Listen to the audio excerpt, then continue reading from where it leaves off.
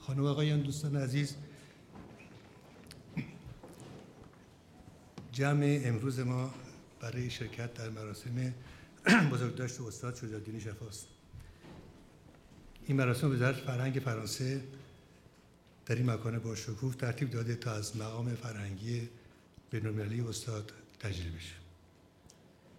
من از طرف خودم، از طرف تمام فامیل شفا و از طرف تمام ایرانیان آزاده، از آقای وزیر فرهنگ فرانسه جناب فردریک میتران، از طریق وزارت فرهنگ از دولت فرانسه از این بابت تشکر میکنم.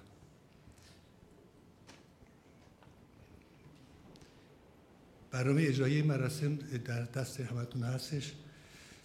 من خودم به عنوان گردنده برنامه بسیار ناوارد امیدوارم که بتونم کارم درستی انجام بدم.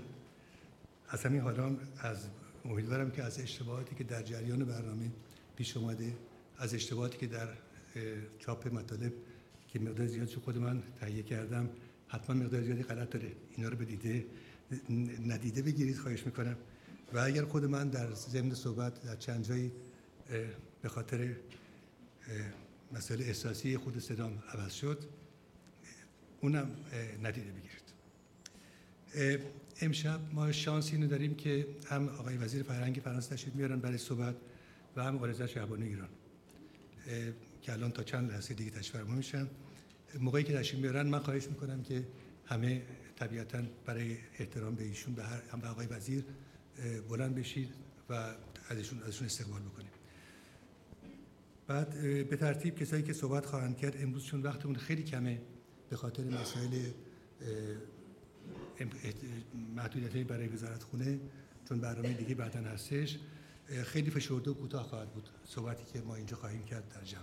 ولی خب اینو به عنوان یک پیش درآمد بگیرید برای جلسه و جلسات بعدی که در این مورد خواهیم داشت، برای اینکه فکر می‌کنم که برای استاد شجاع‌الدین شفا خیلی جا داره که ما بیشتر و بیشتر فعالیت بکنیم و بیشتر و بیشتر جلسه تشکیل بدیم، بیشتر و بیشتر صحبت بکنیم و این کار رو حتما خواهیم کرد با همکاری تمام دوستان و علاقمندان ایشون که من به دونه‌تون احتیاج دارم برای اینکه بتونیم این کار رو انجام بدیم. اول از همه خواهش می‌کنم تلفناتون خاموش کنین همه، برای اینکه بعداً یک زنگ بزنه خیلی حالت خوبی نخواهد داشت. من صحبت دیگه الان ندارم با شما بکنم برای اینکه صبر می‌کنیم موقعی که تشریف بیارن مهمان عالی قدر ما و آقای وزیر فرهنگ. ولی قبل از اون یه مطلبی که بعداً خواهم گفت در ضمن یه چیزی یادم بگم. من چون ما یک مهمون فرانسوی داریم، من گاه به گاه مجبورم مقدار صحبتام فرانسه بکنم که چون همون شما هم وضعی خواهید داشت که الان اونا دارن که نمی‌فهمن چی میگم. حالا باید چند کلمه فرانسه میگم. Mes amis français, ça je vous adresse maintenant. Je vous dis une petite partie de ce que j'ai dit en iranien à nos amis. Ce soir, on est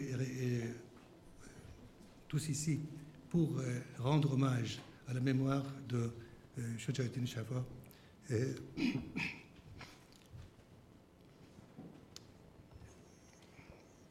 Et nous serons honorés ici ce soir par la présence de Monsieur le ministre de la Culture français, Monsieur Mitterrand, et de Sa Majesté l'impératrice Farah Pahlavi, qui vont nous honorer par leur présence. Et d'ores et déjà, moi j'ai essayé de faire le nécessaire pour traduire tous les textes de speech qui vont être assez courts, faute de temps. Traduire avec la traduction plein d'erreurs et avec l'impression plein d'erreurs. Vous voyez, soyez indulgents parce qu'on a eu très peu de temps et très peu de moyens pour le faire. Mais je vous promets que la prochaine fois, ça ira beaucoup mieux. Ça nous promet.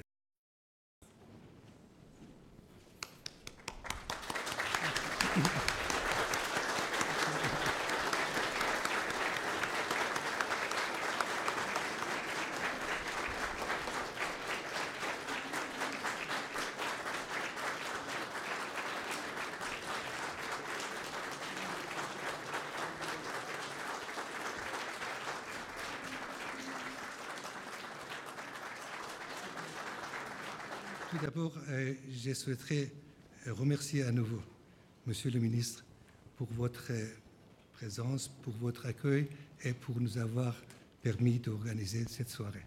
Nous sommes très reconnaissants et je vous parle de la part de tous les Iraniens. Majesté, Altesse, Mesdames et Messieurs les ministres, Excellences, Madame, chère Claudine Schaffa, Monsieur, cher Dariush Schaffa, Mesdames et Messieurs, chers amis. Il y a quelques semaines, lors du Festival de Cannes, j'ai été profondément choqué de constater que le réalisateur iranien Jafar Panahi, détenu en prison dans son pays, avait été empêché de rejoindre le prestigieux jury international dont il était l'un des membres les plus attendus. Cette absence évoque pour moi la dualité d'un pays partagé entre sa vocation millénaire à une culture ouverte et novatrice et les forces de réaction qui cherchent à entraver son élan sans parvenir jamais, fort heureusement, à l'arrêter.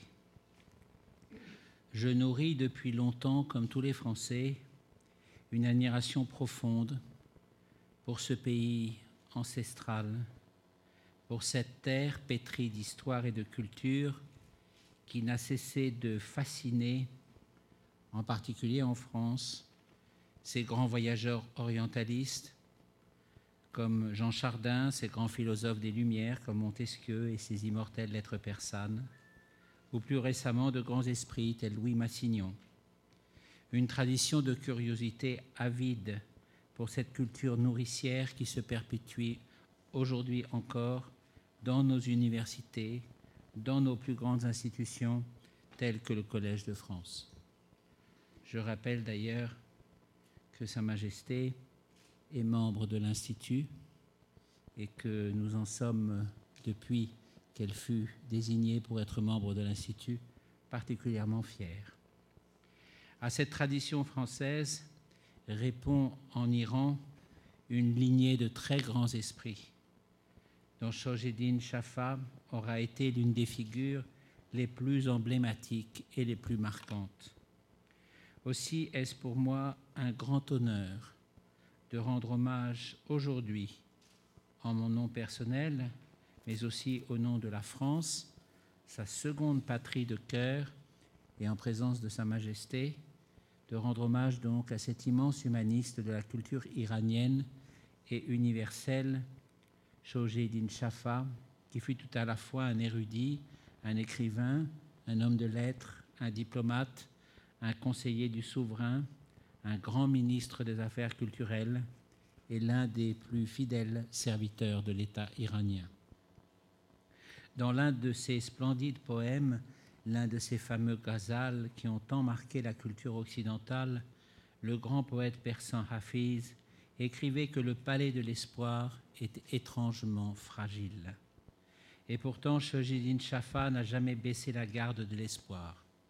Il n'a jamais cessé d'emporter les valeurs, indissociables de celles du savoir et de la connaissance, qui sont toujours, dans leur essence même, une construction pour l'avenir.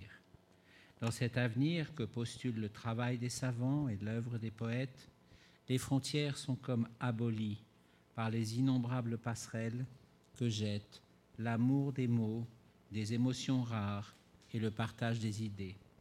Shojeddin Shaffa fut véritablement un passeur unique entre l'Orient et l'Occident, et en particulier entre la France et l'Iran. Traducteur de poésie et lui-même poète de la traduction, il a fait connaître aux lecteurs persans Lamartine, Hugo, Anna de Noailles, mais aussi Heine, Goethe, Milton et Dante. Ce sont là les bornes milliaires de notre culture, dont il a fait les jalons d'une rencontre féconde, les repères d'un grand espoir. Son extraordinaire érudition, pour être ouverte sur le monde, n'en a pas moins été profondément et charnellement enracinée dans l'amour de l'Iran et dans toutes les strates, tous les sédiments qui ont formé son visage au cours des siècles. Sa soif insatiable de savoir et d'aimer s'incarne de façon exemplaire dans son projet titanesque du monde d'iranologie, une encyclopédie culturelle de l'Iran, référence irremplaçable pour tous les amoureux de cette terre millénaire. Cette encyclopédie, malheureusement inachevée du fait des circonstances, a été unanimement saluée dans le monde entier comme le tableau le plus vaste et le plus complet de l'Iran éternel, le miroir de ses beautés subtiles et de ses richesses infiniment raffinées. Mais il savait aussi que l'humanisme n'est pas seulement un travail, mais encore un combat, et l'érudit qu'il était savait se muer en polémiste face aux dérives annoncées de la théocratie. Le cœur personnel de son œuvre met au jour, avec une acuité mêlée d'une élégante mélancolie, dans des nouvelles et des essais singulièrement audacieux, les forces du repli sur soi. Cet ambassadeur de la culture iranienne aura, grâce à ses livres passés en secret dans son pays pendant plus de 30 ans, joué le rôle d'un contrepoint essentiel à la culture officielle dévoyée, qui aura permis à toute une jeunesse iranienne de reprendre le fil du passé de son pays et de son peuple. Le rayonnement de cet immense passeur de culture ne cessera de s'affirmer à mesure que ses œuvres pourront être traduites dans les différentes langues européennes qu'il maîtrisait si bien lui-même. Peu à peu ainsi, le visage apparaîtra, tel qu'en lui-même, enfin, l'éternité le change, de ce héros d'une renaissance interrompue, de cet infatigable Érasme de l'Iran moderne. Il incarnera chaque jour davantage les lumières de l'esprit et du cœur face à la barbarie et cet éclat du clair de lune qui déchire le sombre vêtement de la nuit que chantait Omar Khayyam. Je vous remercie pour votre attention.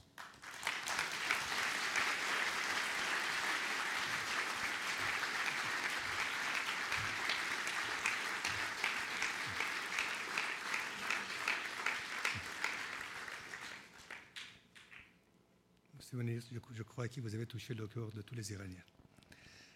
Je vous remercie. Et maintenant, je vais demander à Sa Majesté de bien vouloir dire quelques mots. Majesté.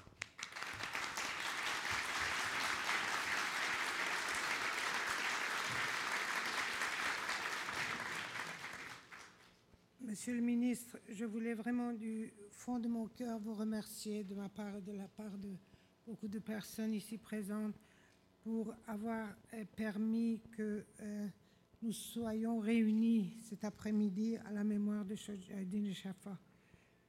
Ça montre toujours l'intérêt que la France porte à la culture, à l'histoire, à l'art et à tous ceux qui œuvrent dans ce domaine. Et je regrette vraiment que vous n'ayez pas connu Shojaiddin Shafa et c'est dommage qu'il n'est pas là parce qu'il vous aurait raconté tellement d'histoires entre les relations historiques, culturelles entre l'Iran et la France. Et en dehors de ça, tellement d'anecdotes que vraiment beaucoup de personnes ne connaissent pas. Il nous a accompagnés partout, à travers le monde, dans nos nombreux voyages, à côté de mon mari et moi-même. Et même à chaque fois, après ces événements, je devais avoir une interview ou écrire quelque chose sur tel ou tel pays, n'importe quel pays dans le monde, dans cette planète.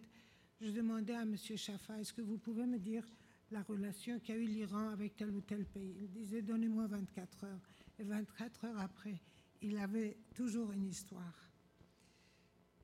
Et Monsieur le ministre, je voudrais demander votre compréhension et aussi celle de beaucoup de Français présents ici, de dire quelques mots en ma langue natale, le persan.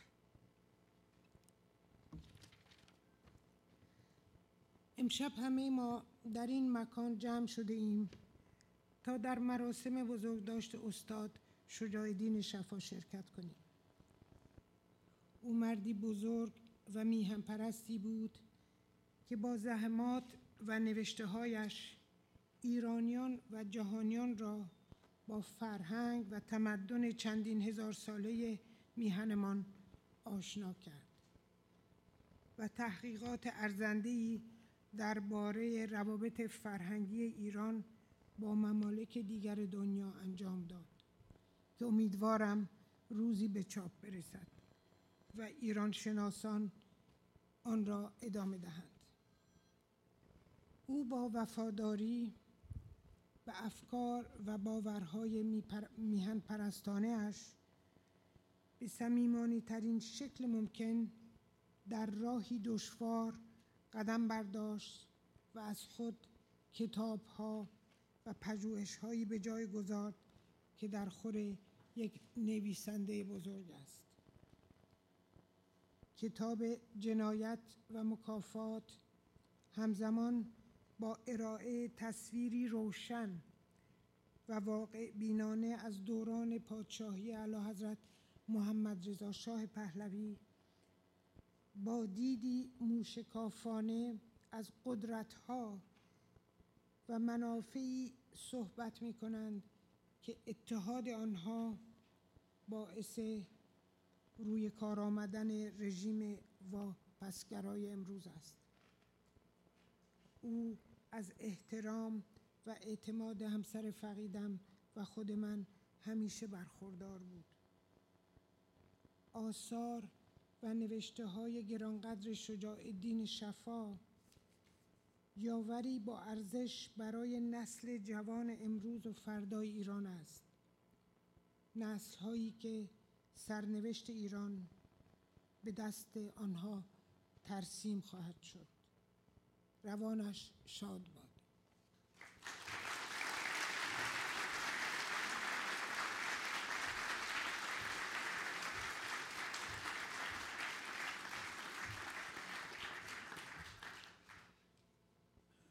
مرسی مجلس.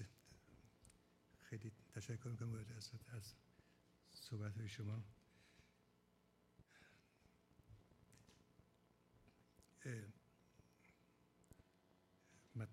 Maintenant, je voudrais demander à tout le monde une minute de silence à la mémoire de شجاع‌الدین شفا. من اعلام میکنم یک دقیقه سکوت برای روح استاد شفا.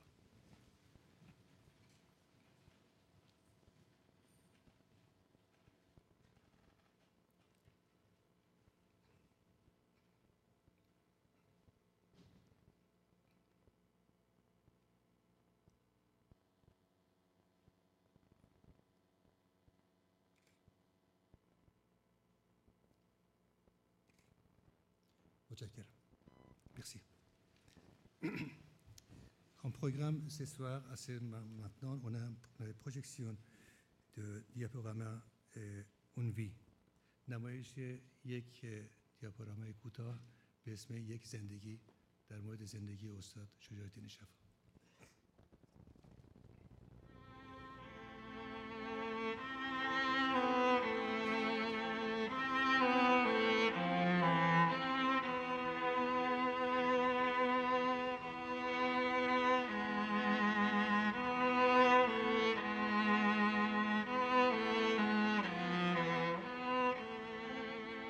اسرار ازل را نه تو دانی و نه من، وین حل معما نه تو خوانی و نه من.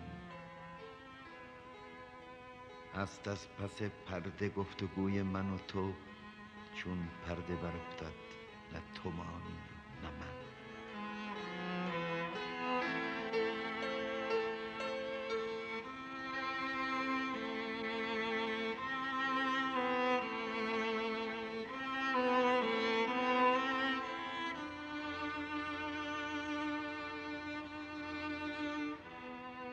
چون عمر به سر رسد چه بغداد و چه بلخ، پیمانه چو پر شود چه شیرین و چه تلخ. خوش باش باش که بعد از من و تو ماه بسی از سلخ به غره آید، از غره به سلخ.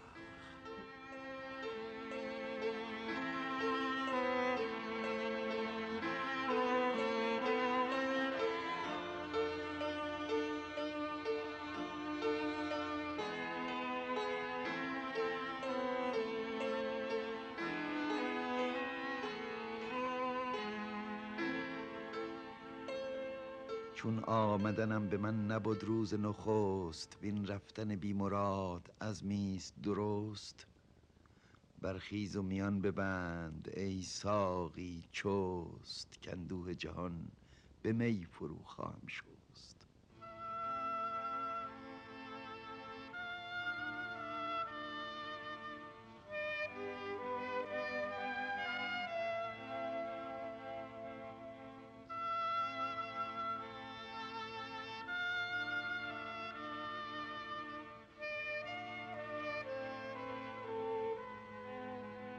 ای دوست بیا تا غم فردا نخوریم، وین یک دم عمر را غنیمت شماریم. فردا که از این دیر کهن درگذریم، با 7000 سالگان سر به سریم.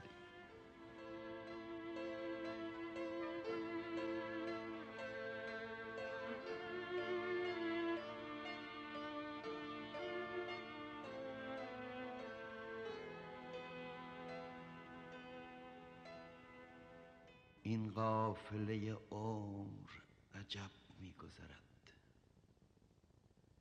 دریاب دمی که با طرب می‌گذرد. ساقی غم فردای حریفان چه خوری، پیش آر پیاله را که شب می‌گذرد.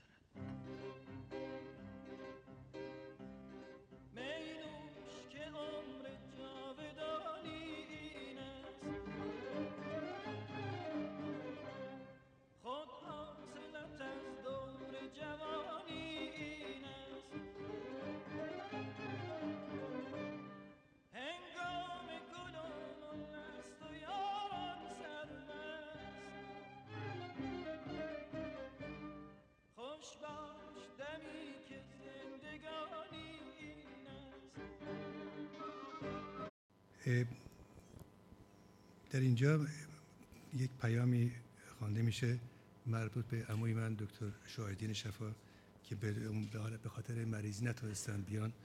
این پیام دختر من آتوس شفا میخونه. Il y a un message de mon oncle docteur Shahedin Shafa qui devait être présent mais à cause de l'âge et un peu à cause de maladie n'a pas pu faire le voyage. Donc c'est ma fille Atossa qui va lire le message.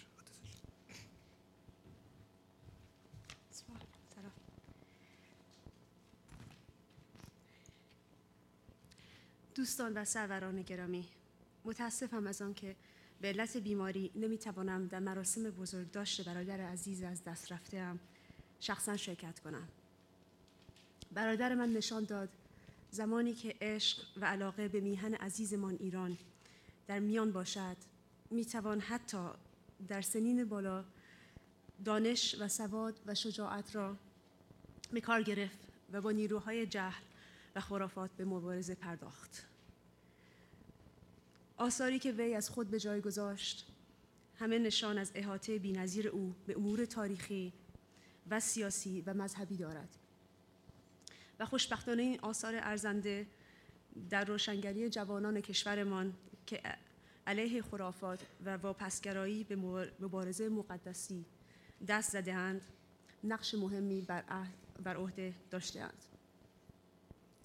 امیدوارم راهنمایی‌ها و تعلیمات این مبارز دلیر از دست رفته کشور عزیز ما را از ورطه هولناکی که در آن فرو رفته است هر چه زودتر نجات دهد. به امید روزهای بهتر، شاهدین شفا.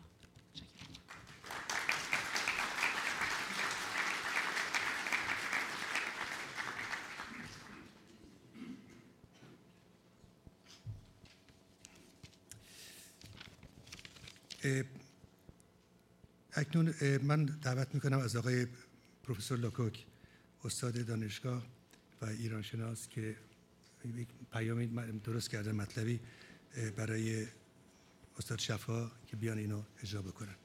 Je demande à monsieur professeur Lecoq de bien vouloir venir sur le podium.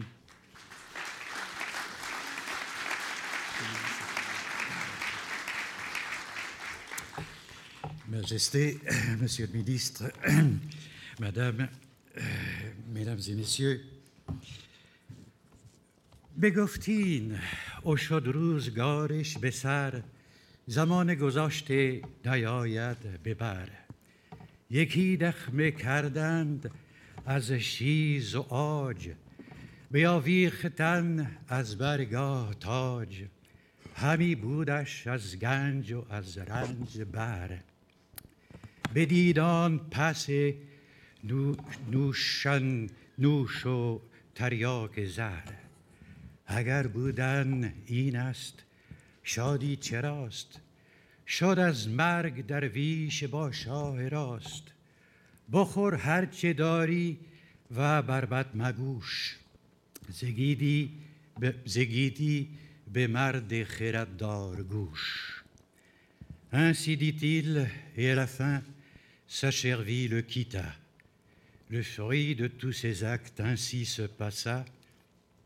On fit un sarcophage d'ébène et d'ivoire. On y suspendit son diadème si beau à voir. Il avait bien vécu, avait beaucoup souffert, bu le poison et le miel dans le même verre.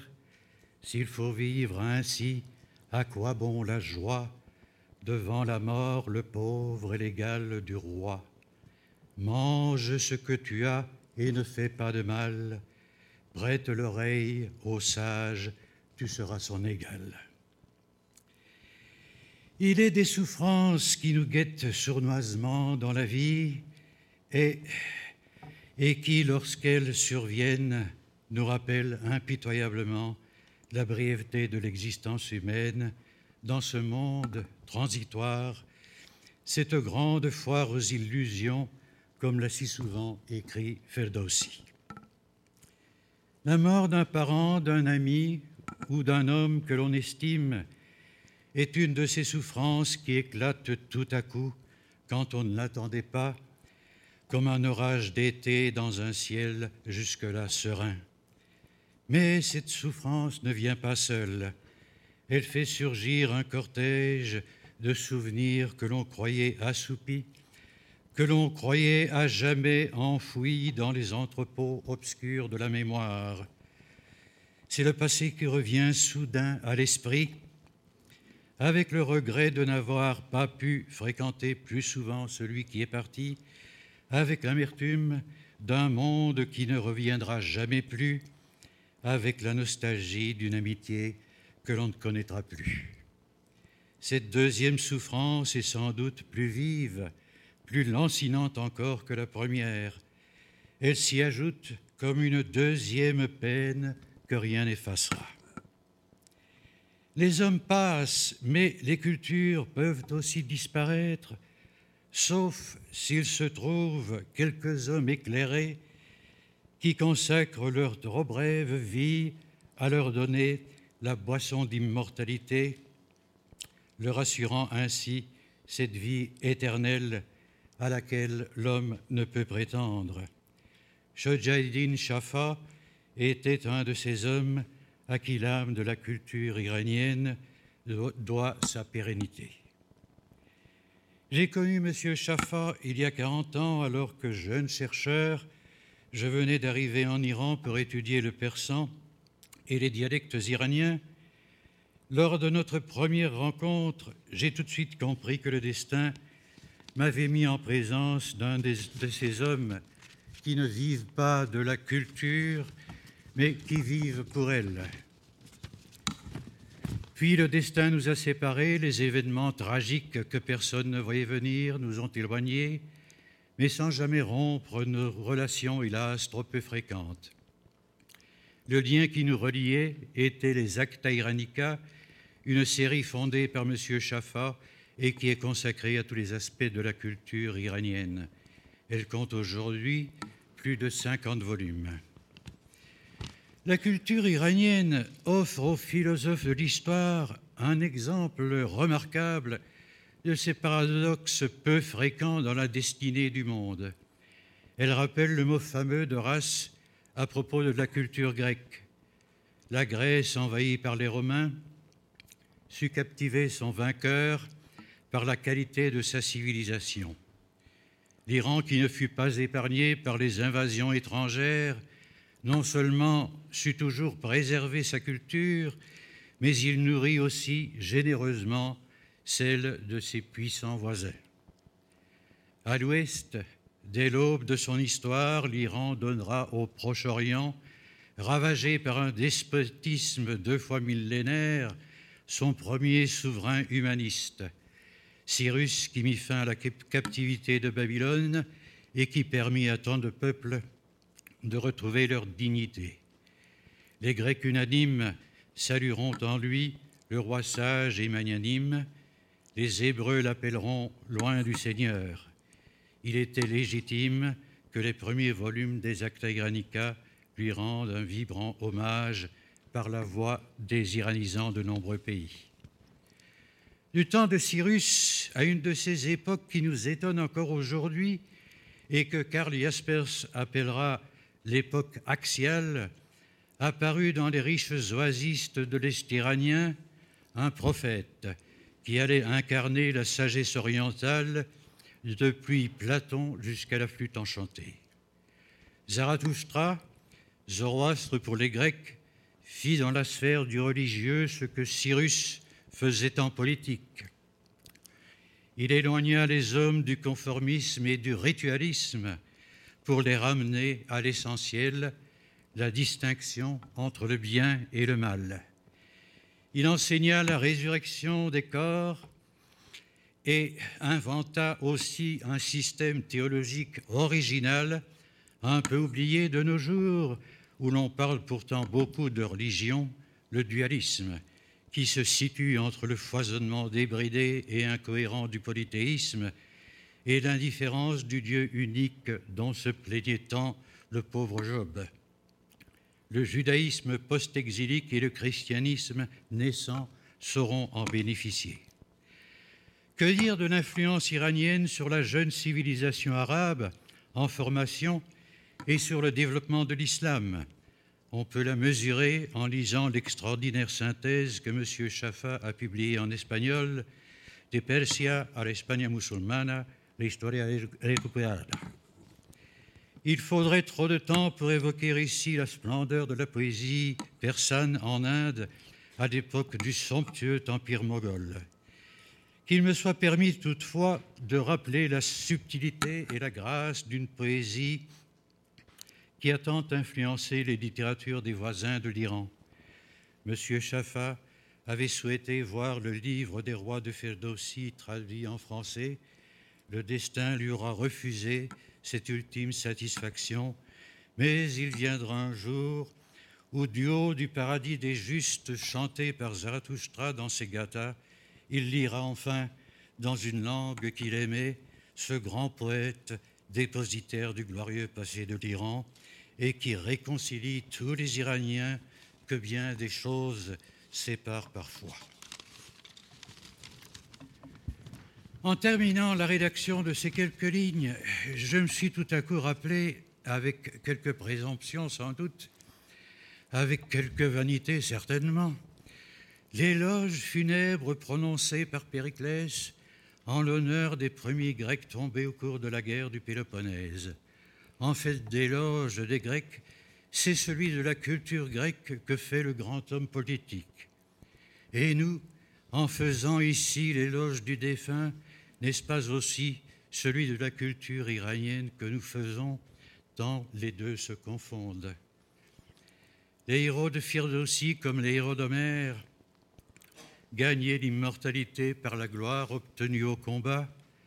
D'autres hommes méritent leur immortalité par le dévouement qu'ils portent à la culture de leur pays. M. Chaffa était l'un d'eux.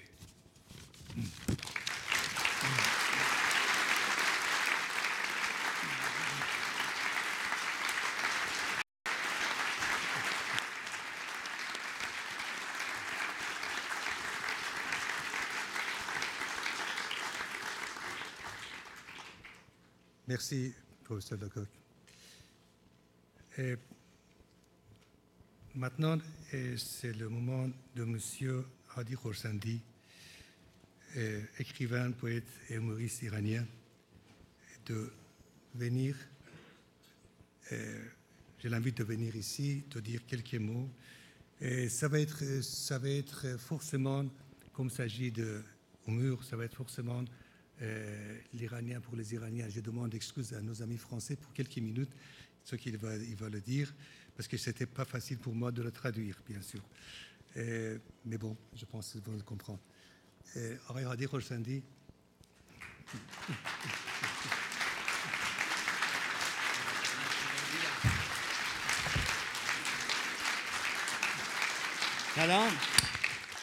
سلام و تشکر و با عرض احترام به اولی حضرت و آقای میتران و بقیه حضار.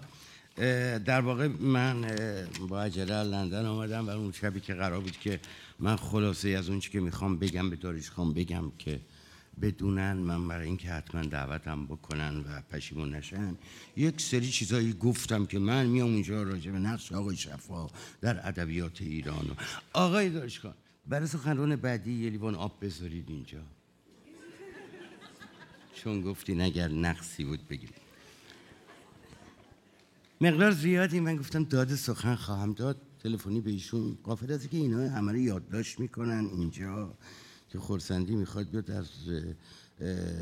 از شفا در جوانی روشنفکران ایران رو با ادبیات رمانتیسم غرب آشنا کرد و در این یک عالمه اون چاخانه که من کردم اینجا گفته شده که من از عهده بر نمیام، ولی وقتی که خوندم که آقای سیروس آموزگار چی میخوام بگن خیلی خوشم اومد که راجع به این چیزی که آقای آموزگار میخوام بگم من صحبت کنم، چون اگر اجازه بدین برای که خیلی خلاصه تره و البته وقتی ایشون اومدن دوباره میکروفون ها رو میبریم بالا، هیچ نگران نباشید. بله، آقای آموزگار میگن که خلاصه ای از تحولی که استاد در دوره اشتغال اداری خود در شناساندن فرهنگ ایران به جهانیان به وجود آورده. من درباره این موضوع میخوام صحبت کنم و از اجازه که من یادی بکنم از آقای منوچهر فرهنگی، دوست عزیز و مشترک من و آقای شجاع الدین شفا که در بین ما نیست و به کاردی که در قلبشون فرو رفت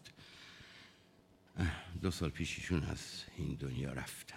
آقای منوچهر فرهنگی دوست خیلی نزدیک بودن با آقای شفا و به من هم لطف داشتن. من میخواستم که از اینجا شروع کنم که وقتی که محمد رضا شاه ناطق خانلری رو به وزارت فرهنگ منصوب کردند، جیغ چپ ها و روشن فکرها در آمد که آقا تو دیگه چرا رفتی؟ تو خودت رو فروختی و تو خطا کردی و تمام فحشی هم که میخواستم به اون مرد عزیز بدن از شعر خودش، شعر عقاب خودش مایه میرفتن آقایون روشن فکران چپا و هیچ که تو این مجموعه نگفت آقا دم محمد رضا شاه گرم که چنین وزیر فرهنگی رو میاره میگماره. این زیبا بود برای من و در مورد آقای شفا هم همینطور.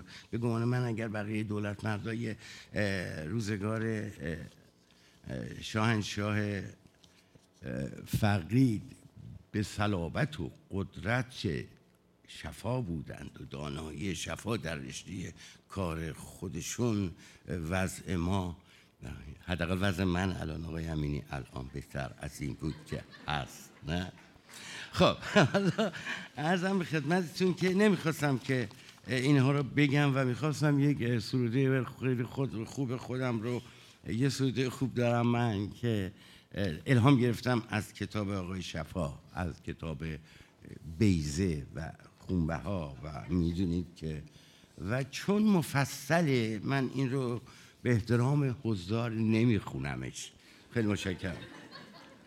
این برای سخنران بعدی یا بر من؟ بسیار. به سخنران بعدی بگید اگر اینجا بذاری ممکنه بیفته ها. از ما که گذشت. اما من اینجا آقای آموزگار به نفع شما میرم کنار و بقیه حرف رو، چون بعداً آقای داریوشخان به من گفتن که وقت تنگ است و باید که کوتاه‌تر کرد، جشن رو تلفن بله من یه این تلفن رو بهم داده بودن آقا، میخواستم خاموشش کنم بیشتر سر صدا میکرد، یک آبروریزی میکرد. و بعد من میخواستم از لس آنجلس زنگ بزنم به همسرم در لندن، 7-8 تا دکمه داشت، هر کدوم که فشار میدادیم اتصال برقرار نمیشد، عکس میگرفت، فیلم میگرفت، نمیدونم یه کارای ماشین حساب بود، ولی چجوری باش تلفن کنیم، 2 تا زنگ بزنمون زدیم ارتباط برقرار نشد، نوشت مموریش هم تموم شد، باتری فول، بردیم مغازه گفتیم آقا این کاری نکردیم ما، این باتری چرا تموم شد؟ آقا 7 تا عکس از گوشت گرفتی؟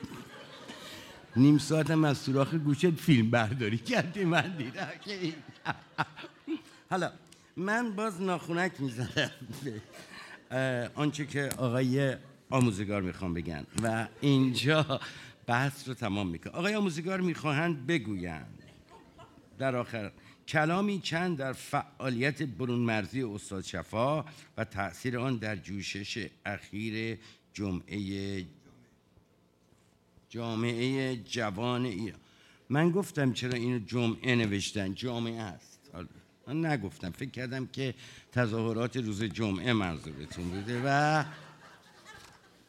وصلش میکنم به این جامعه جوان و جوش و خروشی که در جامعه جوان ایرانی هست و حرکتی که شده است و جنبش سبزی که راه افتاده است و این جنبش سبز البته رنگای سبز مختلف داره، مال آقای رفسنجانی و میرحسین اینا سبز مغز پسته‌ایه و با رنگ سبزی که ملت ایران داره البته فرق میکنه، رنگ سبز سیر هستش، سبز بسیار دلانگیزی هست سبز ملت ایران. و من به هر حال از اونجایی که رنگ پذیر نیستم و این 3 بیت رو میخونم برای اون جوانهای عزیزمون یا اقبال اون جوانهای عزیزمون و از جامعه عزیزمون که به هر حال سبزن و من به جنبششون و به نهضتشون احترام میذارم. میفرماید شاعر های که من مرتکب خبط دیگر نمیشوم، های که من مرتکب خبط دیگر نمیشوم، باز در این مبارزه خاک به سر نمیشوم، شعار مرگ و زندگی برای کس نمیدهم، اسیر مرد زنده 1-2 نفر نمیشوم، سبز اگر که گشتم بگو به مدعی که من رنگ علف شدم ولی خوراک خر نمیشوم. متشکرم.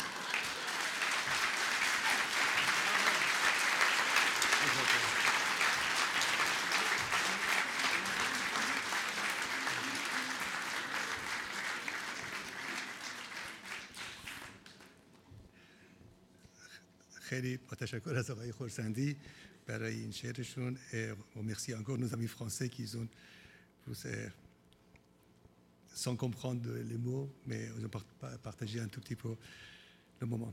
Maintenant il y a le moment d'une petite composition musicale qui est monsieur Rouzbeh Nafissi qui vient exprès ce petit neveu de monsieur Shafa qui vient exprès du Japon pour présenter cette musique. Rouzbeh.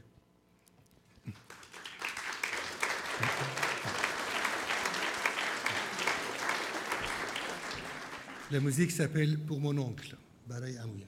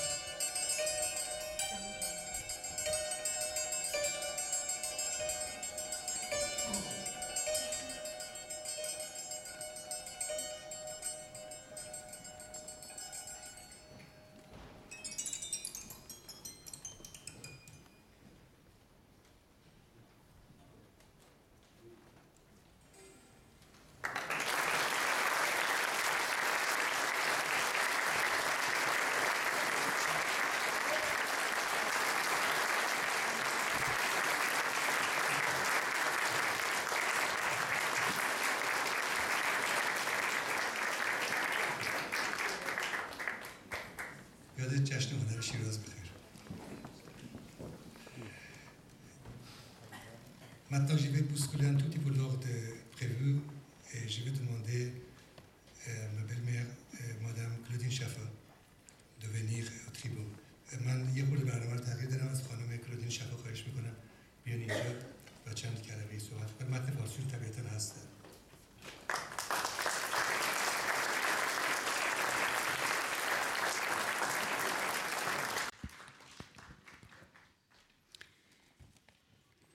Monsieur le ministre, je vous remercie de nous avoir accueillis ce soir et je remercie toutes celles et ceux qui nous ont montré des marques de sympathie en cette douloureuse circonstance. Majesté, Altesse, Mesdames, Messieurs. À mon époux bien-aimé. Ainsi, ce samedi 17 avril 2010, marquait pour toi le bout du chemin, la fin des souffrances terriennes, le terme d'une existence intense où l'engagement pour ton pays occupait la première place, se confondait avec la vie tout court. Assurément, la culture iranienne fut la grande passion de ta vie.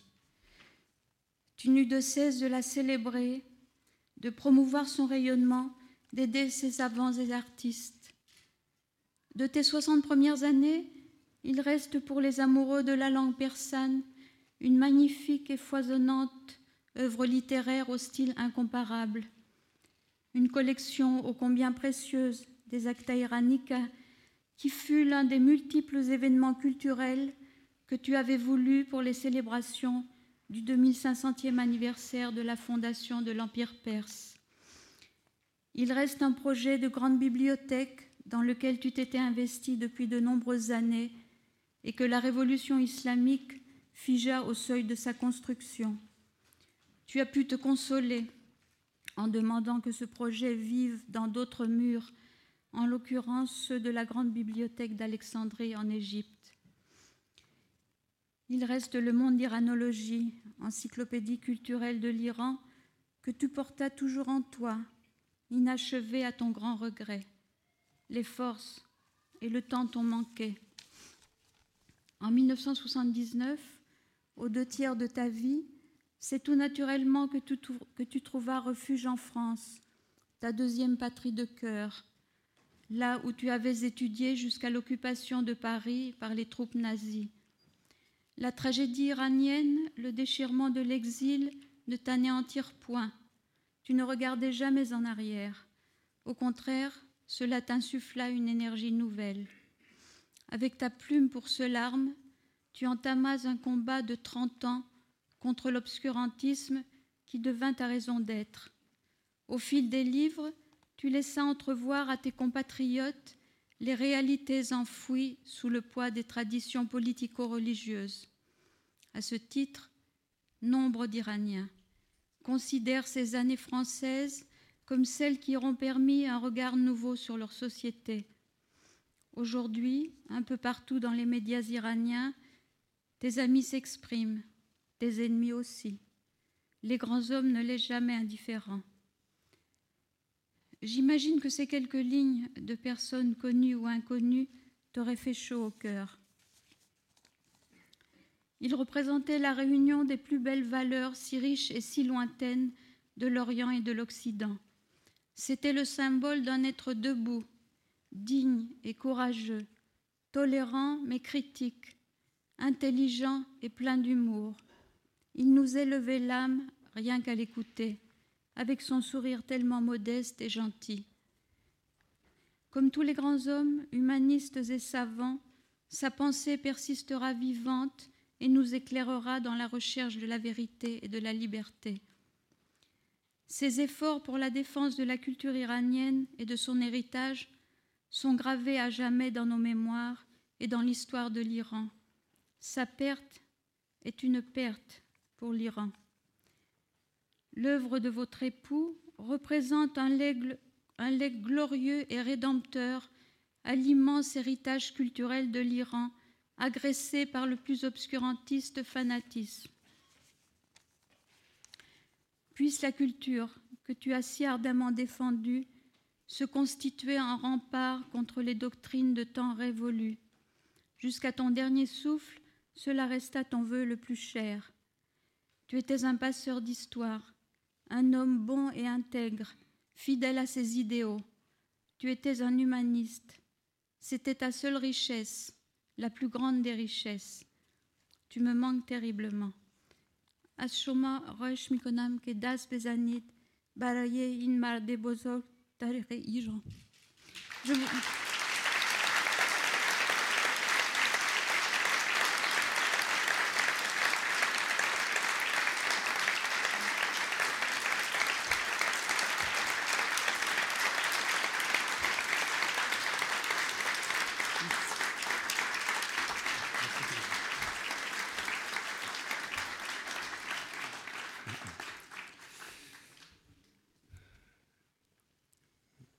Merci Claudine pour ces belles paroles. Merci.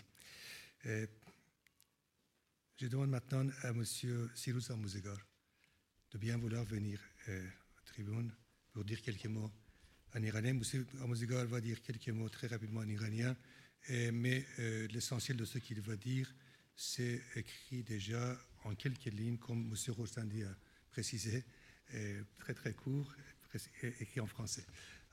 آقای سیروس آموزگار چند کلمه صحبت میکنم.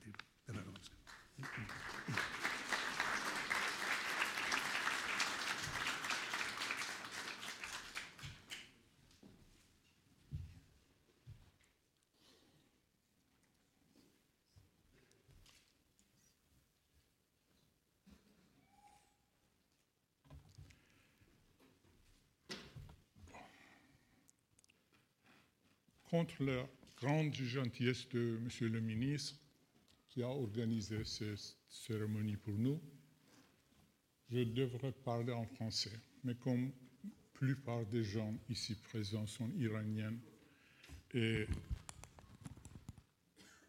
parmi eux, beaucoup, très nombreux, ne parlent pas français, avec votre permission, je parle en persan.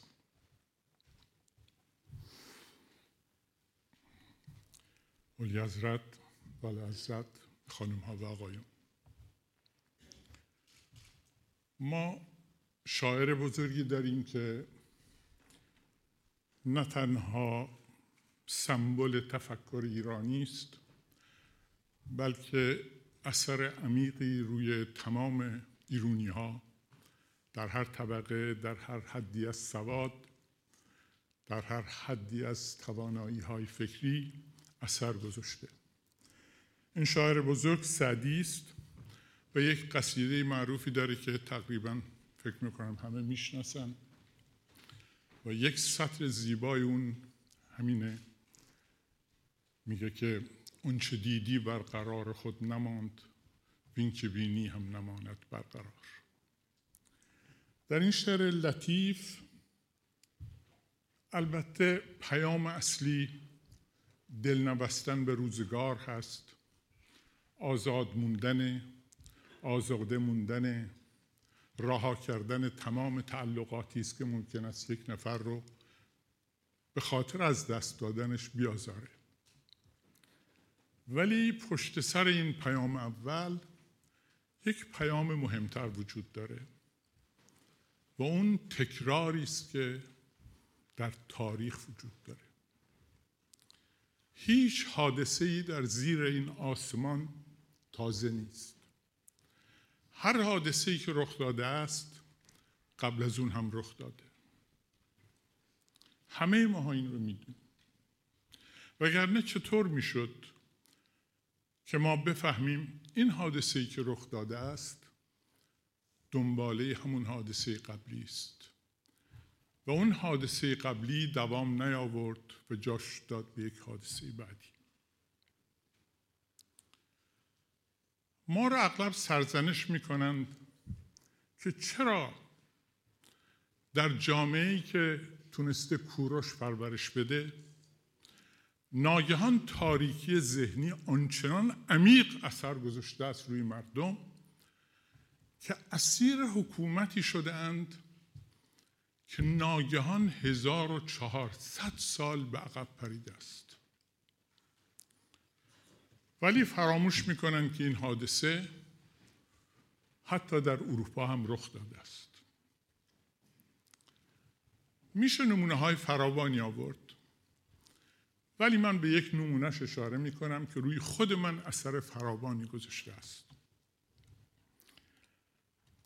در اوایل قرن 16 آدمی که تصادفاً او هم از فرانسه به طرف شرق رفته بود به نام ژان کالوین در سوئیس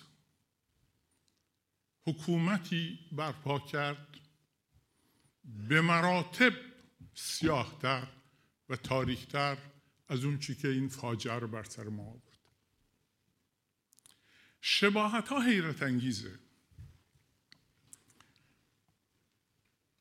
این حادثه درست بعد از ظهور لوتره، مردی که ظاهراً میبایست آزادی مذهبی، آزادی تفکر، آزادی انتخاب در تفکر رو به مردم و به بشریت تحفه بیاره.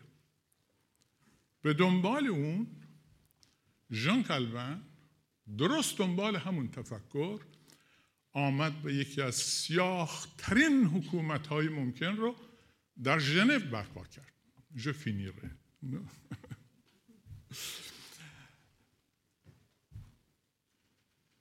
یک حادثه بسیار جالب در این ماجرا این است که مثل تمام حکومت‌های سیاه فاجعه انگیز که سانحه‌ای است برای بشریت، هرگز سلطه بر تمام جامعه نیست. کسانی هستند که در مقابلش دوام میارن. یکی از این آدم‌ها آدمی است به نام میشل سروه که تصادفاً او هم از فرانسه آمده است به سوئیس. اون شروع میکنه به مخالفت. عکس العمل حکومت ژان کالوین در مقابل مختصر آزاداندیشی میشل سروه این است که با تمهید مقدمه، همونطور که ما خودمون شاهد بسیاری از اونها در کشور خودمون بودیم، مقدماتی چید و میشل سروه رو بعد از دوران آزادی تفکری که لوتر مژده‌اش داده بود در آتش سوزاند. جنایت بارترین قسمت حادثه این استش که به مباشر خودش فارل دستور داد که آتش رو کم شعله کنند تا سوختن این مرد طول بکشه. درست همون کاری که در مملکت خود ما کسی تحفه آورد برای ما و کشتن با سنگسار رو که یکی از طولانی ترین مرگ ها و جان دادن هاست برای ما ارمغان آورد. البته تردیدی نیست که این حوادث تلخی خودشون رو در تاریخ باقی میگذارن، ولی نکته مهمی نیست. نکته مهمی نیست که تاریخ ازش جریحه دار میشه. مهمی نیست که نوشته میشه برای تجربه آیندگان، چون آیندگان هرگز تجربه نمیگیرند. به شما قول میدم که اگر که بعضی از ماها بتواند یک قرن دو قرن دیگر زندگی کنند، عین همین حوادث رو در تمام دنیا خواهند دید، در خود ایران هم خواهند دید. نکته جالب اینجاست که در مقابل اون حکومت تلخ، حکومت جنایتکار، حکومت کشنده، چون عرصه و لشکر آدمیان آزاده هیچ وقت خالی نیست، یک آدم برخاست به نام سباستیان کاستلیو، مردی که تمام تاریخ براش احترام قائل میشه چون یک تنه در مقابل نفوذ سیاه و خونین کالوین ایستاد. البته خودش هم جان داد، ولی دانه‌ای که او در ذهن و وجدان ملت سوئیس گذاشت باعث شد که دوران ژان کالوین هم زیاد به طول نینجامه. گفتم تاریخ تکرار میشه. تکراری که در تاریخ ما شده است تنها این نیست که ما یک حکومتی شبیه به کالوین داشته ایم. بزرگی تاریخ در این است که ما آدمی مثل سباستیان کاستلیو هم داشتیم. بسیاری از شماها شاید به خاطر نمیارید چون سنتون کمه، ولی بسیاری دیگر هستن که به خاطر میارن که 31 سال پیش، یک کمی هم بیشتر، ناگهان در مملکت ما اتفاقی افتاد که ملت دچار بیماری خودکشی دست جمعی شد. آدم‌های معقول، آدم‌هایی که تا دیروز حتی از کشته شدن یک گنجشک ناراحت می‌شدند، شب‌ها چشم به ماه می‌دوختند و روزها در قرآن دنبال تار مو می‌گشتند. انقدر این ماجرا تکرار شد، انقدر حملات مداوم دار دسته اونها و جاه طلبانی که آینده خودشون رو و سودگیری خودشون رو بر روی خون و کشتن و کشتار و باز هم کشتار و باز هم کشتار گذاشته بودند، ما هممون باختیم.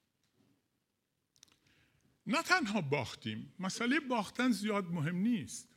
در هر حادثه یک بازنده هست و یک برنده. در این حادثه متاسفانه برای اینکه ما آمادگی نداشتیم، برای اینکه هیچ کس تصورش رو نمی‌کرد که ما ممکن است جامعه‌ای تا اون حد درخشان که 14مین کشوری بود در دنیا که حکومت پارلمانی رو بر خودش ایجاد کرده بود، تن بدهد به یک چنین سکوت مرگباری که همه جا رو فرا می‌گیره. من آدم‌های بیشماری رو میشناختم که تحت تأثیر این افکار، تحت تأثیر این روحیات، خودشون دچار احساس گناه شده بودند. آدم‌هایی که حس می‌کردن که شاید هم حق با ایناست، شاید ما واقعا گناهی مرتکب شده ایم. وقتی که یک موضوعی بسیار تکرار بشه طبیعتاً رو آدم اثر میذاره. آدمایی که ایران رو ساخته بودند، آدمایی که شب تا سحر زحمت کشیده بودند، عرق ریخته بودند و جامعه ایران رو تحت رهبری البته یک شخص دیگر از قرن 19 ناگهان، گاهی البته با شلاق وارد قرن 20 کرده بودند، احساس خجلت میکردند، احساس گناه میکردند. دردناکترین حادثه در این موقع، چون خیل آزادگان هیچ وقت خالی نمیمونه، برای اولین بار فقط یک نفر صداش رو بلند کرد: شجاع الدین شفا. اولین کتابی که نوشت دادن تسلی به تمام اون کسانی بود که با رنج دائمی خودشون ایران رو ساخته بودن. شما گناه نکردید، شما یک مملکت قرن 19 رو با زحمتتون، با عرق ریختنتون، با زحمت و تلاش مداومتون آوردید تو قرن 20. الان برای چی شرمسار میشید؟ خاطرتون بیاد 30 سال 31 سال پیش هیچ کس جرأت نمیکرد خودش رو معرفی کنه. من آدم‌های رو بسیار بسیار سرشناسی رو میشناختم که در جامعه تعریف نمیگفتن که من ایرانی هستم، برای اینکه مبادا مورد شماتت قرار بگیرن. اگر کسی این شجاعت رو در ما ایجاد کرد که بگیم بله ما ایرانی هستیم، ما بودیم که ایران رو ساختیم، اشتباه کردیم، این اتفاق افتاد، ولی این ملت بزرگی است و بار دیگر خواهد آمد به عرصه و بار دیگر ایران رو خواهد ساخت.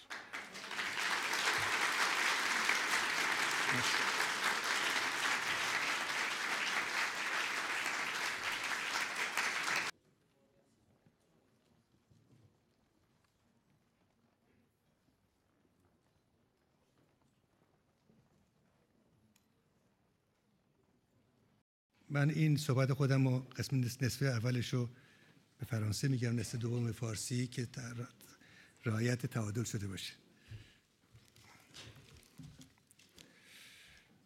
Mon père, qu'on l'appelait affectueusement et respectueusement Ostad ou maître, est décédé le 17 avril chez lui à Paris. La nouvelle de sa disparition s'est répandue comme une traînée de poudre parmi nos compatriotes, aussi bien dans la diaspora qu'en Iran. Aussitôt, des myriades d'articles sont apparus dans tous les médias iraniens.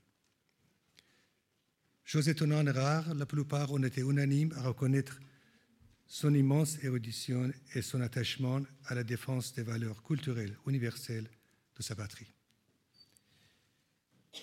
De même, à mettre l'accent sur son activité de combattant de la liberté, menée depuis la révolution obscurantiste de 1979.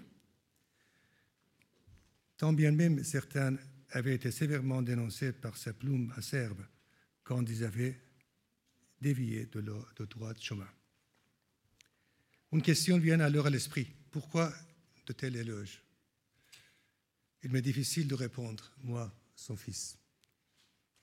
Ne serait-il pas tout simplement parce que ces qualités sont devenues rares de nos jours?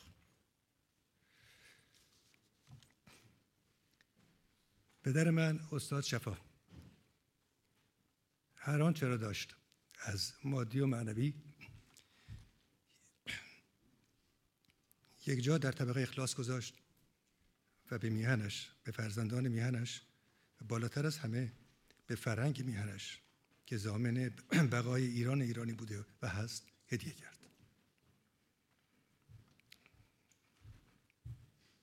و آیا این بزرگداشت یک پارچه ایرانیان در قدردانی از این خلوص نیت نیست؟ استاد شفا هیچ بار با هیچ کس درباره میهن و میهن پرستی معامله نکرد. از همان آغاز انقلاب نام او روی لیست ترور شوندگان و در بالای آن قرار داشت. ولی دوست داشت این اعتقاد راسخ خود را یادآوری کند که مبارزه مؤثر را نمیتوان در تاریکی انجام داد. برای نگاشتن آخرین کتابش پدر من آخرین باقی مانده نیرویش را به کار گرفت و با این همه نتوانست نقطه آخر آن را بگذارد. ولی خواست او این بود که این کتاب به همین ترتیب انتشار یابد. من امروز افتخار این را دارم که به شما خبر انتشار این کتاب را به گونه‌ای که میتوان به گونه آن را مکمل کتاب معروف تولد دیگر نامید بدهم.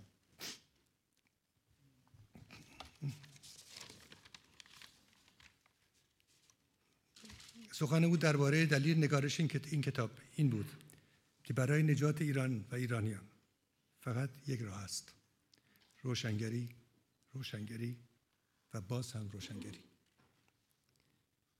اگر امروز روی جستجوگر گوگل به فارسی نام استاد را بنویسید بیش از 600,000 جواب بیرون می‌آید. در بین ایرانیان تنها احمدی نژاد از او بیشتر است. ولی آیا ایرانی است؟ استقبال بیش از اندازه از دعوت وزارت فرهنگ فرانسه برای مراسم امروز بسیار فراتر از گنجایش این محل بود و این مرا به آن وامی دارد که در آینده نزدیک مراسم دیگری این بار کاملا ملی تدارک ببینم و در جریان آن ایجاد سازمانی به نام بنیاد استاد شجاع‌الدین شفا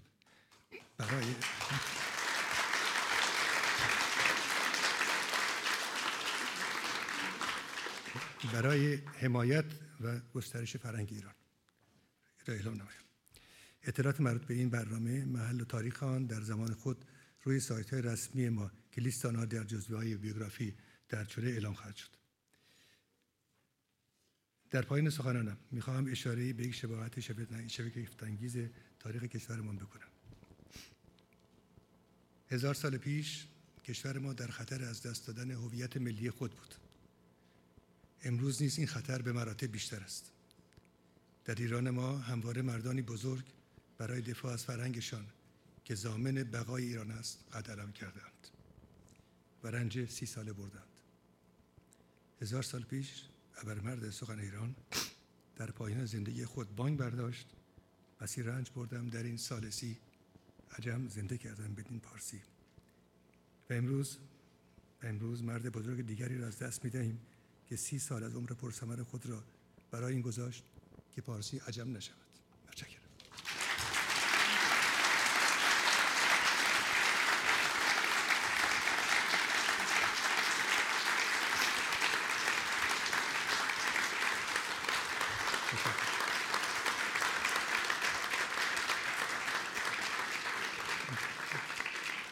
من یک بار دیگه از آقای وزیر فرهنگ فرانسه که رفتن تشکر میکنم. یک بار دیگه از والدر شهبانو ایران تشکر میکنم که ما افتخار دادند و از والدر شاپوغرازه و علوی تشکر میکنم و از همه دوستان گرامی و سروران که اینجا حضور دارند تشکر میکنم. امیدوارم در جلسه بعدی که ما خواهیم داشت همه رو 2 مرتبه ببینم، برای اینکه من احتیاج به یک تک شما دارم برای بتونم اون بنیاد رو احترام کنم. متشکرم. بفرمایید در صف نشینید.